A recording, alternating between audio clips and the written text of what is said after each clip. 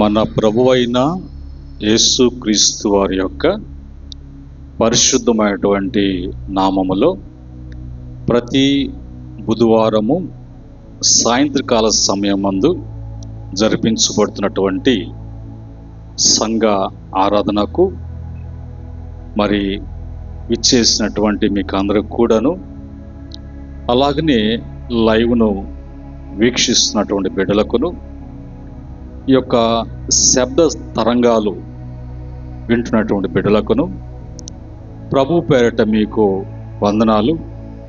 ప్రభు పేరట మీకు అందరికి కూడా శుభములు తెలియజేస్తూ ఉన్నాను. ప్రియమైనటువంటి దేవుని బిడ్డలారా, ఈ సమయంలో దేవుని యొక్క వాక్యాన్ని మనం చదువుకొని అందులో ఉన్నటువంటి మాటలను మనము ధ్యానం చేద్దాం.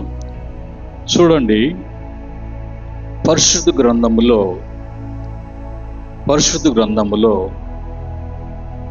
యోవేలు గ్రంథము 2వ అధ్యాయము 12వ వచనంలో ఉన్నటువంటి మాటను మనం చదువుకుందాం. యోవేలు గ్రంథం 2వ అధ్యాయం 12వ వచనములో ఇక్కడ రాయబడినటువంటి మాటని నేను చదువుతున్నాను. ఇప్పుడైనను మీరు ఉపవాసం ఉండి కన్నీరు విడ్చుచు దుఃఖించుచు మనస్పూర్వకంగా తిరిగి నా యొద్దకు రండి. ఇదే యెహోవా వాక్కు అనే మాట ఇక్కడ రాయటం జరిగింది. ప్రభు తన యొక్క ప్రవక్త అనేటువంటి యోవేలు ద్వారా తన ప్రజలతో ప్రభు మాట్లాడుతూ ఉన్నాడు. ఆ దినాల్లో ఆ ఇశ్రాయేలు ప్రజలు వాళ్ళు ప్రభు యొక్క మార్గాన్ని నడుస్తూ ఉన్నటువంటి ఇతరుల యొక్క ఆచారాలకు, ఇతరులు ఉన్నటువంటి పద్ధతులకు తిరిగిపోతూ దేవుని యందు మేలు అనుభవిస్తూ సృష్టికర్త అయినటువంటి దేవుణ్ణి విసర్జిస్తూ లోకంలో ఉన్నటువంటి పద్ధతుల్ని ఆకర్షిస్తూ వాటి వైపుకు తిరుగుతున్నటువంటి ప్రజలు.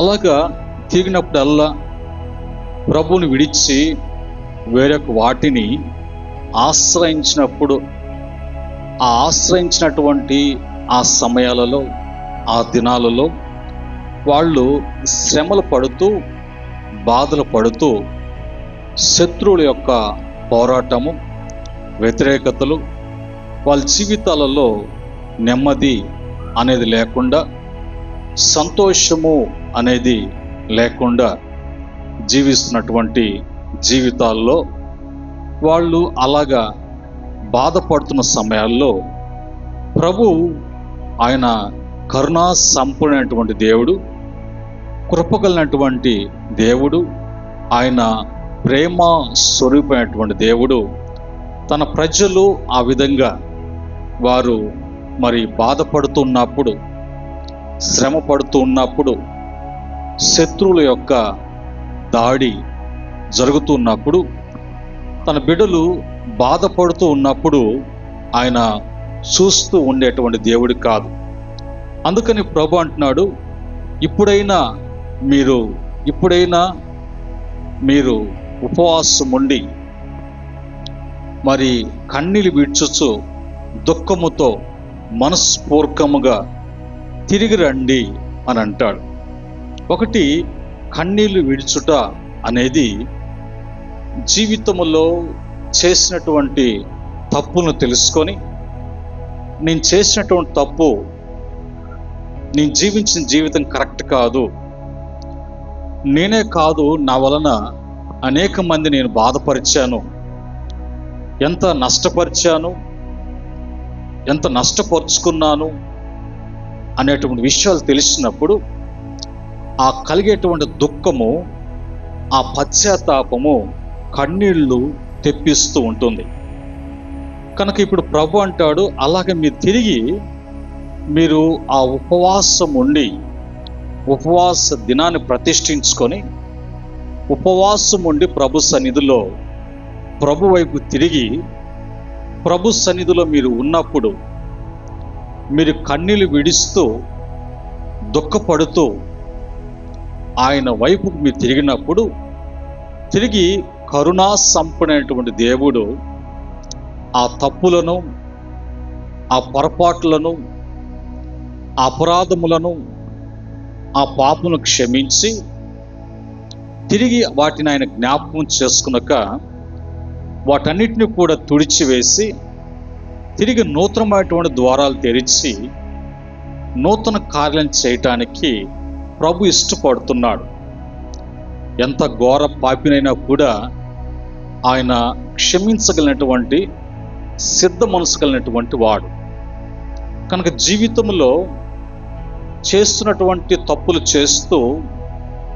చేస్తున్నటువంటి పొరపాట్లు చేస్తూ పాపానికి పాపాన్ని కూర్చుకుంటూ శాపాన్ని తెచ్చుకొని శాపగ్రస్తుడిగా మార్చబడకుండా, ఏ శాపమైతే మనిషిని ఏలుబడి చేస్తుందో, ఏ పాపాన్ని బట్టి అపరాధను బట్టి మానవుని జీవితంలో శాపాన్ని, నాశనాన్ని కొని తెచ్చుకున్నాడు, ఆ నాశనాన్ని, శాపాన్ని తీసివేయటానికి, మానవుని మీద ఉన్నటువంటి ఆ శాపాన్ని కొట్టివేయటానికి ఈ లోకానికి 2000 సంవత్సరాల క్రితము ఆయన రక్షకుడిగా, ఇమ్మానుయేలుగా, యేసు క్రీస్తుగా ఈ లోకానికి వచ్చి మానవాళి మీద ఉన్నటువంటి శాపము, అపరాధము, పాపము, పాప శిక్ష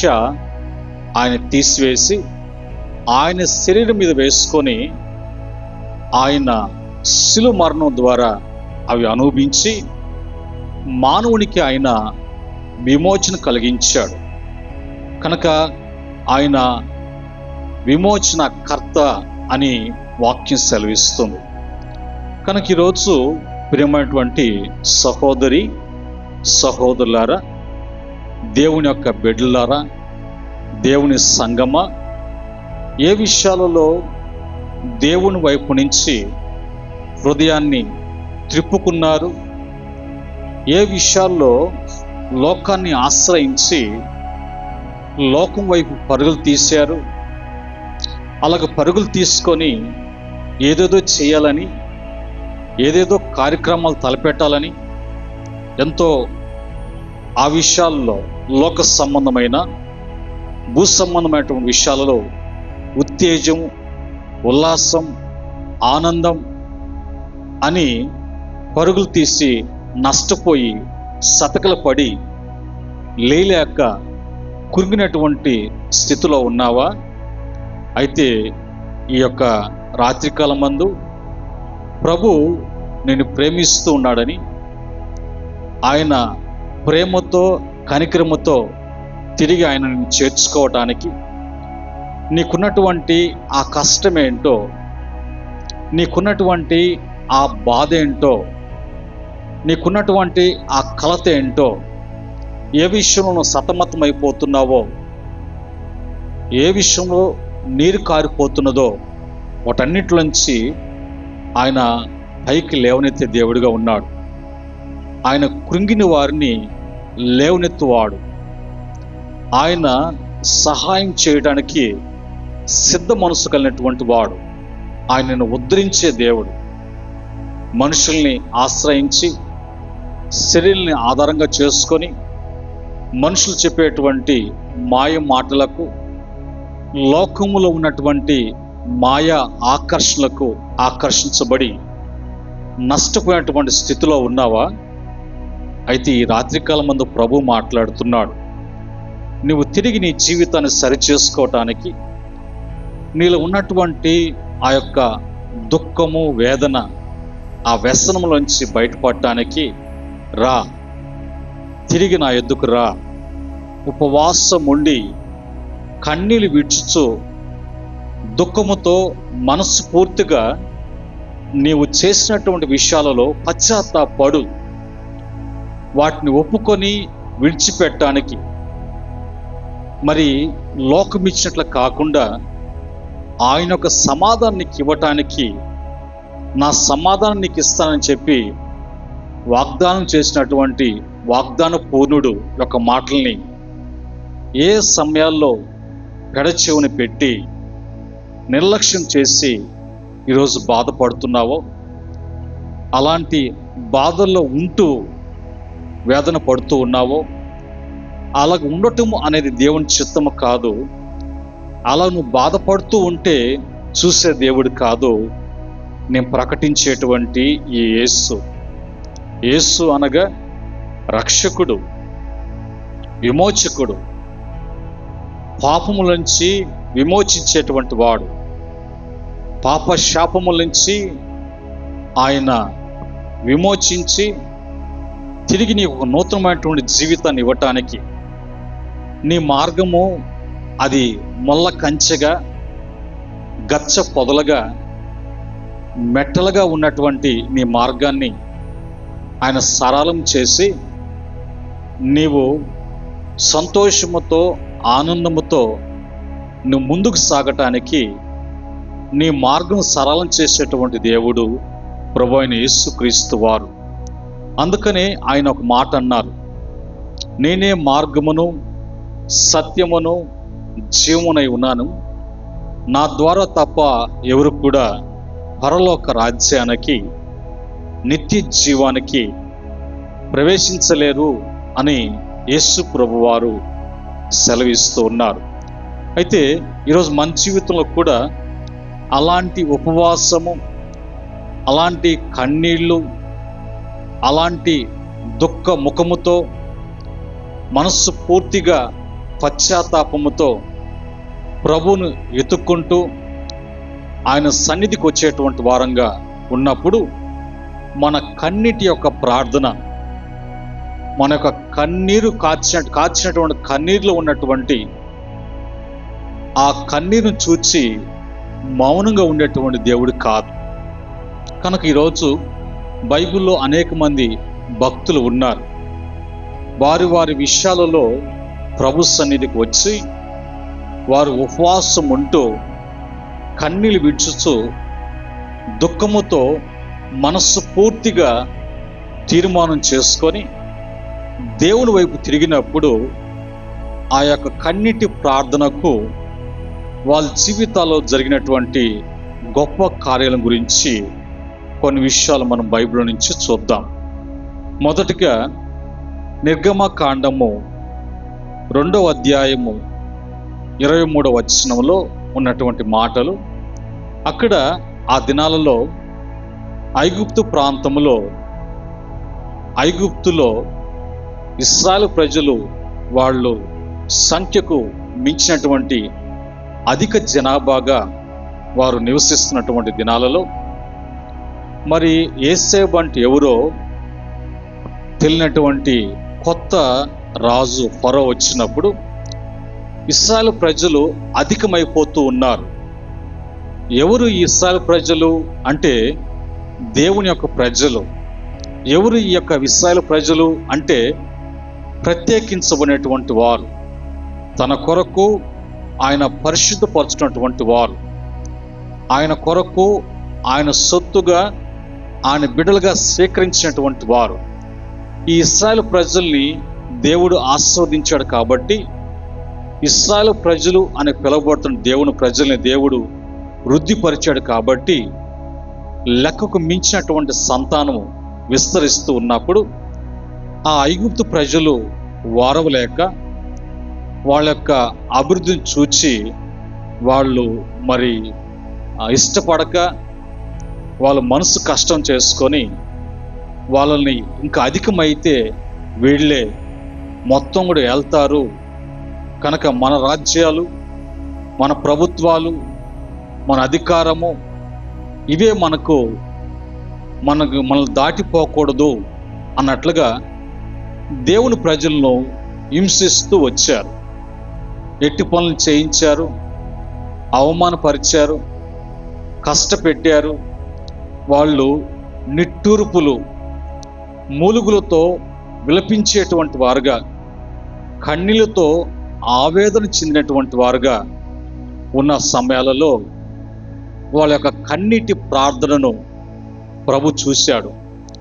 పరమందు ఆశ్చర్యమైనటువంటి దేవుడు తన వాగ్దానం చేసినటువంటి వాగ్దాన సంతానం అబ్రహాం సంతానాన్ని దేవుడు ఎంతగా ఆస్వాదిస్తాడు, ఎంతగా అభివృద్ధి పరిచి పాలు తేనెలు ప్రవహించే దేశాన్ని స్వాస్థ్యంగా ఇస్తానని చెప్పి వాగ్దానం చేసినటువంటి పరిశుద్ధుడు వారి యొక్క కన్నీటిని ప్రభు చూశాడు. కన్నీటితో వాళ్ళు విలపిస్తున్నటువంటి, కన్నీటితో వాళ్ళు మరి వేదన చెందుతున్నటువంటి బిడ్డలను చూచి వారి విషయంలో ప్రభు ఆయన లక్ష్యం చేసినటువంటి వాడుగా ఉన్నాడు. ఏ ప్రజలైతే కన్నీళ్లు కార్చారో, ఏ ప్రజలైతే నిట్టూర్పులతో ప్రభు యొక్క సన్నిధిలో మూలిగారో వాళ్ళందరూ కూడా దేవుడు వారిని విడిపించి, ఆ బంధకాల నుంచి విడిపించి, ఆ శ్రమల నుంచి విడిపించి, ఆ బాధల నుంచి విడిపించి, ఆ కష్టాల నుంచి విడిపించి, ఆ ఎట్టి సేకరి చేస్తున్నటువంటి ఆ ఎట్టి పనుల నుంచి విమోచించి ప్రభు నడిపించి వారికి పాలు తేనెలు ప్రవహించేటువంటి దేశం, అంటే సమృద్ధి కలిగినటువంటి దేశం, సంతోషించేటువంటి దేశం, సుఖ నివాసం చేసేటువంటి ప్రదేశాన్ని దేవుడిచ్చాడు. కారణం వారు దేవుని సన్నిధిలో కన్నీళ్లు కార్చారు, కన్నీళ్లు కారుస్తూ ప్రార్థన చేశారు. అందుకని మరి కన్నీరు కారుస్తూ విత్తువాడు సంతోష గానములతో పంటను కోస్తారు అని దేవుని యొక్క వాక్యం సెలవిస్తుంది. రెండవదిగా మరి కన్నీళ్లు కార్చినటువంటి వారు బైబిల్లో ఎవరు అని చూసినప్పుడు మొదటి సమూయేలు గ్రంథము 1వ అధ్యాయం 10వ వచనములో అక్కడ ఒక స్త్రీ కనిపిస్తుంది. ఆమె పేరు అన్నా. అన్నా అనేటువంటి మాటకు కృప అనే అర్థం ఇచ్చేటువంటి ఆ యొక్క నామం కలిగినటువంటి స్త్రీ తన జీవితంలో సంతానం లేదు, ఆమె గర్భఫలం లేదు. దినాలు గడుస్తున్నాయి, నెలలు గడుస్తున్నాయి, సంవత్సరాలు గడుస్తున్నాయి. వివాహం అయ్యి అనేక సంవత్సరం గడిచినా కూడా ఆమెకి సంతానం లేని కారణాన్ని బట్టి ఆమెకు వచ్చినటువంటి నింద, గొడ్రాలు, వచ్చినటువంటి అవమానము సంతానం లేనటువంటిది, సంతానహీనం కలిగినటువంటిది అన్నట్టుగా ఆ యొక్క అవమానాల మధ్య, నిందల మధ్య, ఆ నలుగురు చూటుపోటు మాటలను బట్టి, హేళనను బట్టి, విక్రించే ఆ మాటలను బట్టి ఆమె దేవుని సన్నిధికి వచ్చి కన్నీళ్లు ఎలాగ కార్చిందంటే తన యొక్క హృదయాన్ని దేవుని సన్నిధిలో ఆమె కుమ్మరించినట్లుగా ఆమె విలిపిస్తూ ఆ కన్నీళ్లు దేవుని యొక్క సన్నిధిని తడిపినట్లుగా తన హృదయాన్ని కుమ్మరించేటువంటి అనుభవంలో ప్రభు సన్నిధిలో ప్రార్థన చేస్తుంది. ఆ కన్నీరు కార్చినటువంటి హన్నా జీవితంలో దేవుడు ఆమె జ్ఞాపకం చేసుకొని సమూయేలు అనేటువంటి కుమారుని ఇవ్వడం, ఆ సమూయేలు గొప్ప యాజకుడిగా, గొప్ప ప్రవక్తగా, గొప్ప మరి ఆయన యాజకుడిగా, ప్రవక్తగా, న్యాయాధిపతిగా ప్రభు అతను చేశాడు. ఆ కన్నీటి ప్రార్థన, ఆ కన్నీరు విడుస్తూ ప్రభు సన్నిధిలో ఆమె చేసిన ప్రార్థన. ఈరోజు ప్రియమైన దేవుని బిడ్డలారా, మరి అలాంటి అవమానాలు వస్తూ ఉంటాయి, అలాంటి నిందలు అనేవి కూడా కలుగుతూ ఉంటాయి. మనుషుల యొక్క నోటి ఇచ్చకి దేవుడు అప్పగించేటువంటి వాడు కాదు. అయితే నువ్వు మనస్సు పూర్తిగా దేవుని సన్నిధిలో ఒక పశ్చాత్తాపముతో ప్రభు సన్నిధిలో ఆ బాధ ఏంటో, వచ్చినట్టు కష్టమేందో దేవుని సన్నిధిలో కనిపెట్టు, దేవుని సన్నిధిలో ఉపవాసం ఉండి ప్రభుని వేడుకో. దేవుని జీవితంలో గొప్ప కార్యములు జరిగించేటువంటి వాడుగా ఉన్నాడు. మూడవదిగా దేవుని యొక్క వాక్యం నుంచి మనం చూసినట్లయితే మరి 2 రాజుల గ్రంథము 20వ అధ్యాయము 3వ వచనములో అక్కడ హిజ్కియా అనేటువంటి రాజు ఉన్నాడు. ఈ యొక్క హిజ్కియా అనే రాజుని గొప్పవాడిని చేసింది దేవుడే. నలుమూల మరి రాజ్యాలని ఏలుటకు గొప్ప వ్యక్తిని చేసింది దేవుడే. అయితే ఒక దినాన అతనికి అనారోగ్య కారణాన్ని బట్టి ఆ దినాల్లో వీపు మీద రాజు పుండు అంటే ఒక క్యాన్సర్ గడ్డ అని ఈ దినాల్లో చెప్పచ్చు. ఈ యొక్క రాజు పుండుతో ప్రతిరోజు కూడా అతనికి నిద్ర లేదు. రోజు రోజుకి ఆ పుండు పాక్కుంటూ పెద్దదైపోతుంది. అది ఇంచుమించుగా మరి ఒక చెయ్యి లోపలికి వెళ్ళేటువంటి పెద్ద రంధ్రం ఏర్పడింది. ఈ బాధతో అతను ఎంతగానో సతమతం అయిపోతూ ఆవేదన చెందినటువంటి సమయంలో ప్రవక్త అయినటువంటి యెషయా వచ్చి ఒక మాట అతనితో అంటాడు, హిజ్కియా, ఇదిగో నీవు మరణం కాబోతున్నావు కనుక ప్రభు చెప్పమన్నాడు, నింటిని చక్కబెట్టుకో, నువ్వు మరణం కాబోతున్నావు అన్నప్పుడు ఆ హిజ్కియా రాజు అసలే రాజు పుండుతో బాధపడుతున్నప్పుడు ఇంకొక బాధ భరించలేనటువంటి మాట ఒకటి విని ఆ బాధ ఎక్కువైపోయింది. ఏంటి అంటే, నువ్వు మరణం కాబోతున్నావు కనుక నీళ్ళని చక్కబెట్టుకో అన్నటువంటి మాట అతని వీపు మీద ఉన్నటువంటి రాజు పుండు కంటే అధికమైనటువంటి బాధ తెచ్చిపెట్టింది ఆ మాట. వెంటనే హిజ్కియా ఆ మాట విని తోడనే తన ముఖమును గోడ చాటును తిప్పుకొని కన్నీళ్ళు విడ్చుచు ఒక మాట అంటాడు ప్రభుతో, దేవా, నీ ఎదుట నేను ఎంత యథార్థంగా జీవించానో, ఎంత యథార్థంగా ప్రవర్తించానో దయతో జ్ఞాపకం చేసుకోవా అన్నప్పుడు ప్రభు వెంటనే ఆ కన్నీళ్ళు కార్చుతూ ప్రభు సన్నిధిలో అతను వేడుకున్నటువంటి, ప్రభు సన్నిధిలో మనవి చేసినటువంటి ఆ మాటని ప్రభు వెంటనే విన్నాడు.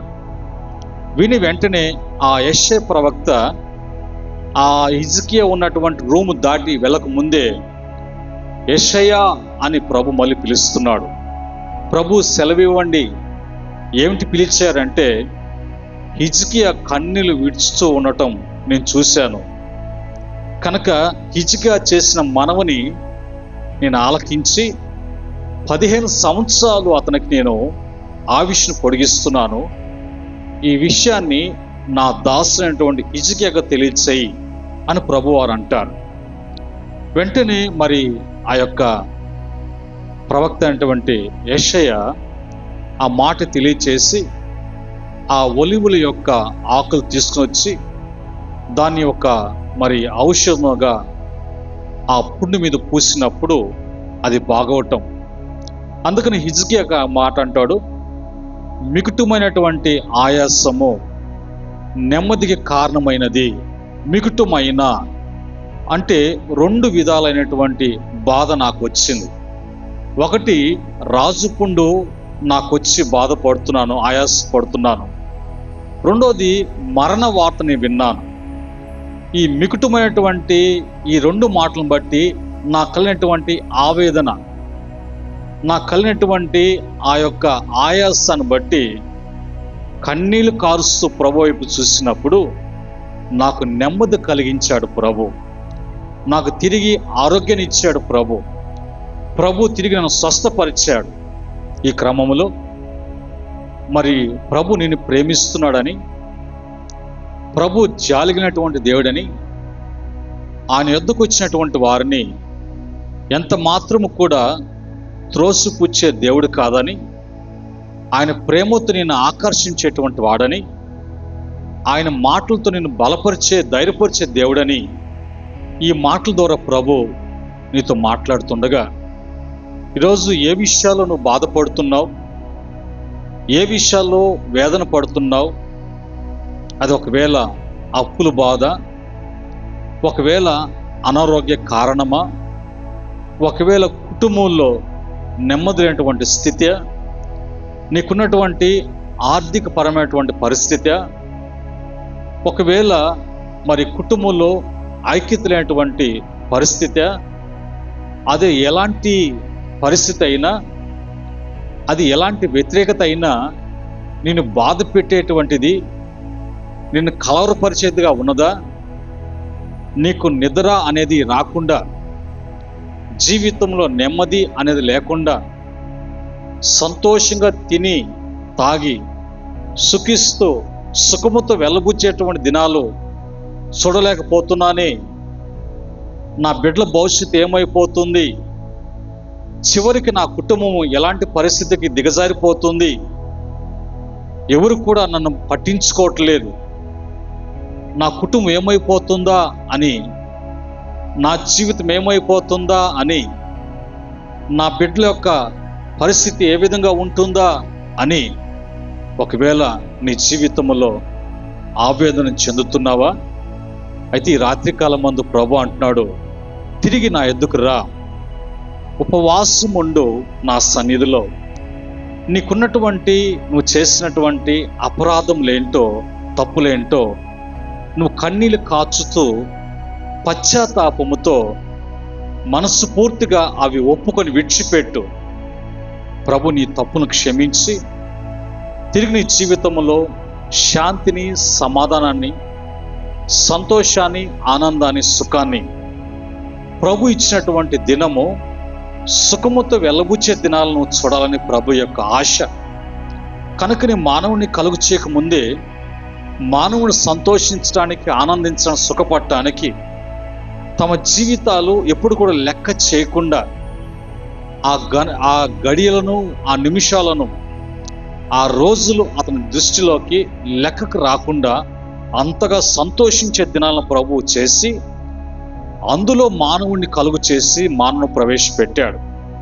అలాంటి శ్రేష్టకరమైన దినాన్ని, అలాంటి మంచి జీవితాన్ని ప్రభు మానవునికి అనుగ్రహించాడు.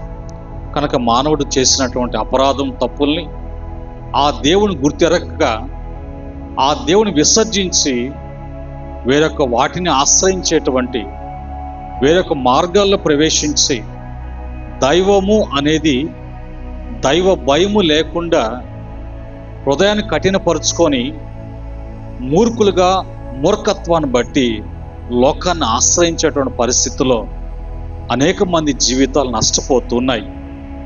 వారందరికీ కూడా ప్రభు ఈ వాక్యం ద్వారా వాళ్ళందరూ కూడా పిలుస్తూ ఉన్నాడు. ప్రయాసపడి భారం మోసుకుంటున్న సమస్త జనులారా, నా యొద్దకు రండి, తిరిగి మీ జీవితాలను సరిచేస్తాను, మీ కుటుంబాలను బాగుపరుస్తాను, తిరిగి మీ కలిగినన్నింటిని కూడా నేను అభివృద్ధి పరుస్తాను, మీ యొక్క నూతనమైనటువంటి మార్గం సరళం చేస్తానని దేవుడు ఎంతో ప్రేమతో మిమ్మల్ని పిలుస్తూ ఉన్నాడు. కనుక ఈ మాటలన్నీ కూడా మీకు దీవెనకరంగా, ఆశీర్వాదకరంగా ప్రభు ఉంచున్నట్లుగా మీ కొరకు నేను ప్రార్థన చేయబోతున్నాను.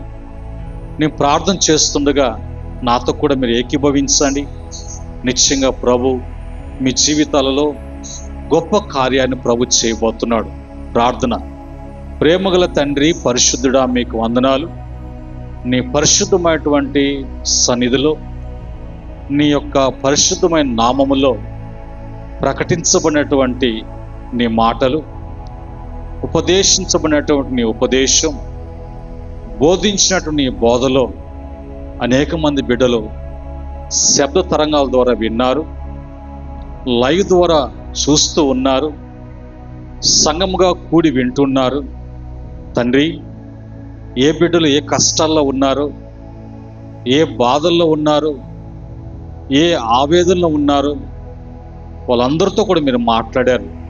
తిరిగి ప్రభా, బిడ్డలు వారి జీవితాలలో ఉపవాసం ఉండి కన్నీటితో, పశ్చాత్తాపంతో నీ వద్దకు వచ్చినప్పుడు, నీ వైపు తిరిగినప్పుడు, తిరిగి వాళ్ళ బాధలన్నీ, కష్టాలన్నీ కూడా తీసివేసి బిడ్డలను తృప్తిపరచడానికి, ఆనందాన్ని, నెమ్మదిని, సుఖ సంతోషాలు ఇచ్చి తిరిగి బిడ్డలను ప్రభా మీరు నాయన బలపరచడానికి, తిరిగి బిడ్డలను గొప్ప చేయటానికి, అభివృద్ధి పరచడానికి, నీ కుమారుడుగా నీ కుమార్తెగా నీ యందు భయభక్తులైన కుటుంబంగా ఈ లోకములో వాళ్ళని హెచ్చించడానికి మీరు ఇష్టపడుతున్న విషయాన్ని ప్రభా మీరు తెలియచేశారు.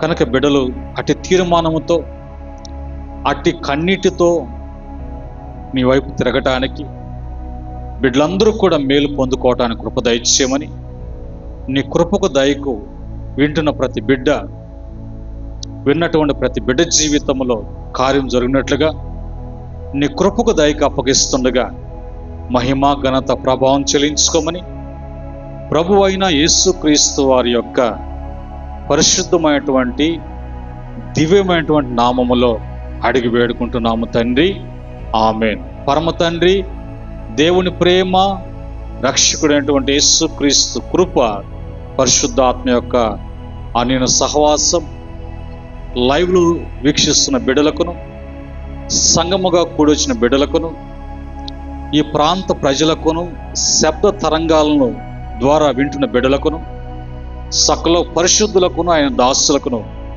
సదా తోడై నడిపించునుగాక, ఆమేన్. దేవుడు మిమ్ములను మీ కుటుంబాలను అన్ని విషయాల్లో దీవించి ఆస్వాదించి వర్ధిలింప చేయనుగాక, ఆమేన్.